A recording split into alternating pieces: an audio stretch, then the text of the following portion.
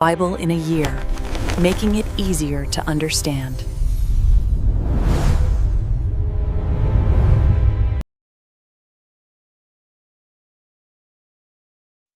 Wait. Stephanie, stop. Just stop for a second. I was just doing the math on the back of this receipt from breakfast. If you took the gold they used for the tabernacle, just the gold, and sold it at today's market price, we're talking about $156 million.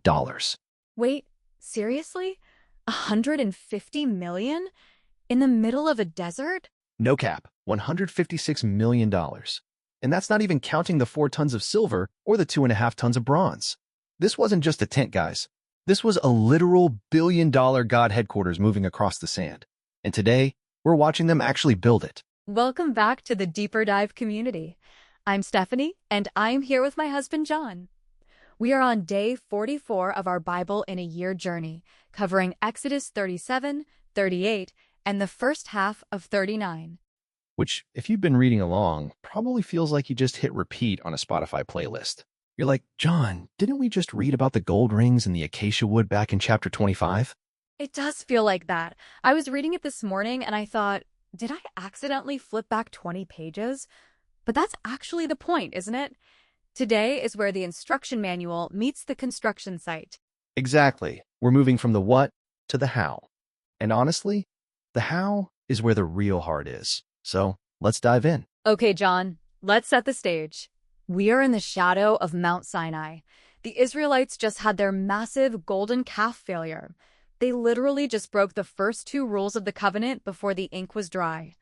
And yet, here we are in chapter 37, and God is having them build the ark. Why the repetition? Why not just say, and they did what he told them? That's the modern mirror of grace right there, Steph. Think about it. If you totally blow a project at work, usually your boss doesn't give you the exact same high-stakes responsibility the next day. But God does. The repetition isn't busy work. It's a plain English way of saying the relationship is still on. God didn't change the blueprints just because they messed up. He's showing them that his promise is bigger than their failure. That actually makes me feel so much better about my own day 44 mistakes. But look at the characters here. We keep seeing this name, Bezalel. It says he made the ark of acacia wood. He overlaid it with pure gold. John, tell me about this guy. He's not a priest, right? No, he's a blue-collar hero. Bezalel, whose name literally means in the shadow of God, is a craftsman.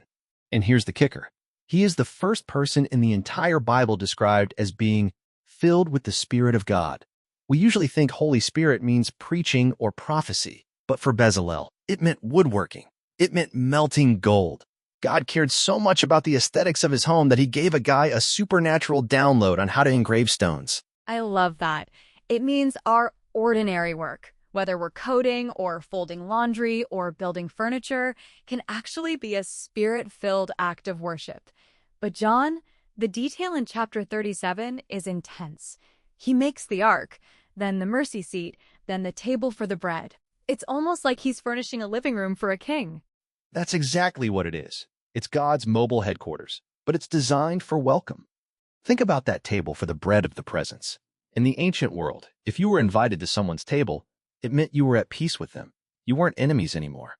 So every time a priest walked into that tent and saw 12 fresh loaves of bread on a gold table, it was a text message from God saying, "We're good. Come have dinner." Wait, 12 loaves? Like, one for every tribe? Bingo. 12 tribes, 12 loaves. God was saying, I have a place for everyone at my table. No one is left out of the pantry. And then you've got the lampstand, the menorah. This thing was hammered out of one single piece of pure gold. No joints, no solder. I was reading about that. It says it had almond blossoms and branches. It sounds like a golden tree. It's a micro-Eden. God is literally bringing the tree of life back into the picture. Since the tabernacle had no windows, this lamp was the only light. If that light goes out, you're stumbling in the dark. It's a modern mirror for how we try to navigate life using our own flashlight of logic. But God is like, hey, let me turn on the sun for you. I definitely need the sun turned on most Mondays, John. But let's look at the altar of incense. It sat right in front of the veil. It says they used the holy anointing oil and pure fragrant incense. I can't even imagine what that smelled like. Oh, it would have been overwhelming. You've got the smell of the burning sacrifices outside, and then this sweet, spicy, expensive aroma inside. It represents prayer. It's like when you walk into a coffee shop and the smell immediately hits you. It changes the vibe of the whole room. God is saying that when his people talk to him, it scents his home. He loves the sound of our voice. It's so intimate. It's almost easy to forget that this is a group of former slaves in a wasteland. They've gone from making bricks for Pharaoh to making glory and beauty for the creator of the universe. And that's the context shift, Steph. They are no longer defined by their slavery. They are defined by their stewardship. They are building the place where heaven and earth actually touch. But it wasn't cheap. And that's where we're going next. Yeah, because in chapter 38, we find out where all that gold actually came from.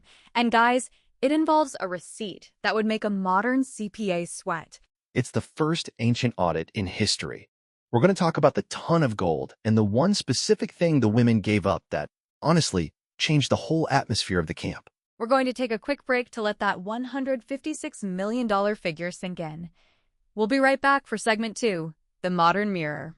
And we are back. Seriously, I was just telling Stephanie during the break. I tried to do the math on how many talents of gold it would take to buy a professional sports team today, and I think I short-circuited my brain. John, please, no more sports analogies until we get through the bronze laver.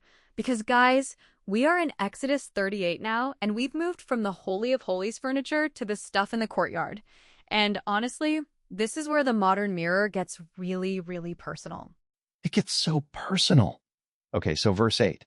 It's one single sentence in the middle of a massive construction report, but it is a total hidden gem. It says Bezalel made the bronze wash basin, the laver, and its base out of the mirrors of the women who served at the entrance of the tent. Now, let's text message this for a second. John, these aren't glass mirrors like we have in our bathrooms, right? Right. No glass. In the 1400s BC, a mirror was a highly polished piece of bronze or copper. It was expensive. It was heavy. And for a woman in the desert, it was probably her most prized luxury item. Think about it. This was their Instagram. This was their front-facing camera. It was the only way they could curate their image and see if their Egyptian drip was still on point. And yet, the text says they donated them. They didn't just give their extra jewelry. They gave the tool they used to look at themselves. I was thinking about this today, John. In our culture, we are so obsessed with our own reflection. We spend hours filtering our faces, checking our angles, making sure the selfie is perfect. But these women took their self-obsession tools and said, melt them down. I'd rather have a place where people can be made clean than a place where I can admire myself. That is a massive W for the women of Israel. They traded their reflection for God's presence. And here's the plain English kicker. When the priests leaned over that basin to wash their hands and feet, the bottom of the basin was still made of those polished mirrors. So, as they were washing away the dirt, they were forced to see their own reflection. It was like a fact check for the soul. The mirror showed them the spots they missed, while the water provided the cleansing. It's like the Word of God, isn't it? It's a mirror that shows us our mess, but it's also the water that helps us get right. It's not about being basic or boring. It's about being transparent before God. Speaking of transparency, John, let's talk about the CPA of the Exodus, because chapter 38 ends with a literal accounting audit. I love this part. Enter Ithamar, the son of Aaron. He is basically the internal auditor for the Tabernacle project. Moses doesn't just say, trust me, we used all that gold for the ark. He brings the receipts. He lists every single talent of gold, silver, and bronze. He wants the people to know that not a single shekel went into a slush fund. It's so rare to see that level of honesty, even today. We're so used to sus leadership, where people flex their wealth but hide the books. But Moses is like, no cap. Here is the exact weight of the silver sockets. John, I saw a study that said Gen Z and millennials value authenticity and transparency above almost everything else. This chapter is like God saying, I see you, and I'm setting the standard for integrity right here. Totally. And the numbers are staggering. We're talking about 1,775 shekels of silver just for the hooks on the pillars. If you do the math, which Ithamar clearly did, the total weight of the metal alone was between 6 and 7 tons. This thing was bougie in the best way possible. But it wasn't for show. It was for remembrance. I love that. The Tabernacle of the Testimony. It's the only time it's called that in the whole book. It means the building itself was a witness. It testified that God was actually with them. Even the silver exit bonus they got from Egypt was now serving as the foundation of the sanctuary. It's like God taking our past baggage and turning it into a holy foundation. Boom! That's a text message summary right there. But wait, before we go to break, we have to mention the exit bonus math one more time. The silver came from a tax of half a shekel per man. It means every single person in that camp had a literal stake in the ground. They weren't just spectators watching Moses do church. They were the investors. If the tabernacle stood up, it was because their silver was in the base. That changes everything. It's not Moses' tent. It's our Father's house. It makes me wonder, are we just watching God's work today, or are we the ones providing the sockets? That is the question of the day. But when we come back, we're shifting from the construction site to the walk-through closet. We're going to look at the royal drip of the high priest. We're talking about gold thread, gemstones, and a very extra turban. Take a breath, guys. Check your own mirrors, and we'll be right back for the final segment of Day 44. And we are back from that much-needed coffee break. I was just showing Stephanie some artist renderings of the royal drip we're about to talk about in Exodus 39. I mean, guys, if you think modern red carpet outfits are extra, you have seen nothing yet. It is definitely extra with a capital E, but what's so cool is that every single thread of this outfit was telling a story. We're in the home stretch now, Exodus 39 verses 1 to 31. This is where they make the sacred garments for Aaron. Okay, so let's talk about the ephod first. It's basically this ornate, sleeveless vest made of gold, blue, purple, and scarlet yarn. But here's the technical hidden gem that absolutely blows my mind. Verse 3 says they hammered gold into thin sheets and then cut it into threads to weave it right into the fabric. They didn't just gold plate it. They literally turned a solid metal into a wearable wire.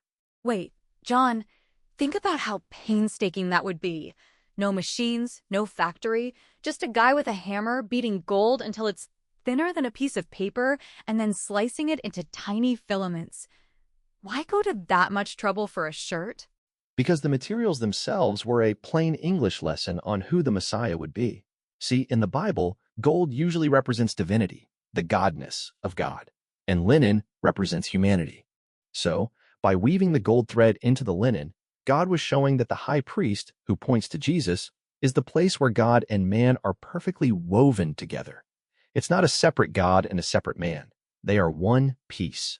That is so beautiful. It's like the gospel in a stitch. And then you have the breastplate. It had 12 precious stones, sardius, topaz, emerald, sapphire, all of them. And it says they were engraved like a signet ring with the names of the 12 tribes. And don't miss where it was placed. It was tied right over Aaron's heart. So every time the high priest walked into God's presence, he was literally carrying the people on his chest. It's a modern mirror for how Jesus sees us. He doesn't just remember us in a vague way. He carries our names right over his heart. You aren't just a face in the crowd to him. You're a gemstone on the royal drip. I love that. But I have to ask about the most famous and maybe weirdest part of the outfit. The hem of the blue robe. It had alternating gold bells and pomegranates. I mean, John, he's walking around and literally jingle-jangling with every step. What is the deal with the bells? It's the sound of holiness. Practically, the bells were there so the people outside the tent could hear him moving. If the jingle-jangle stopped for too long, they knew something had gone wrong in the presence of God. But our old friend Charles Spurgeon had the best deeper dive take on this. He said the bells represent sound doctrine, what we say, and the pomegranates, which are full of seeds, represent a fruitful life, how we live. So you're saying you can't just have the bells? Exactly. If you're all bells and no pomegranates, you're just a noisy gong with no fruit. But if you're all fruit and no bells, no one ever hears the message of the gospel. You need both. You need the ring of truth and the sweetness of a life that actually looks like Jesus. That is a serious gut check for all of us. Am I just making noise today, or is there some fruit to back it up? And then we have the crowning glory, the gold plate on the turban. It was engraved with the words, holiness to the Lord. It sat right on his forehead. It was the ultimate, verified badge. It meant that everything Aaron was doing, all the sacrifices, all the prayers, was set apart for God. And here's the text message for your week. Because of what Jesus did as our ultimate high priest, he has written that same holiness on our hearts. We don't have to wear a gold plate to be accepted. We are already accepted because we are clothed in his righteousness. What a way to end day 44. From a metric ton of gold to a gold plate on a forehead, God is showing us that he wants to dwell with us, and he's provided everything we need to be near him. Boom! That is day 44 in the books. Tomorrow is the grand opening in Exodus 40, so do not miss it. We love you guys. If this helped you understand the royal drip a little better, hit that share button and send this to someone who needs a reminder that they are a gemstone on God's heart today. We'll see you tomorrow for day 45.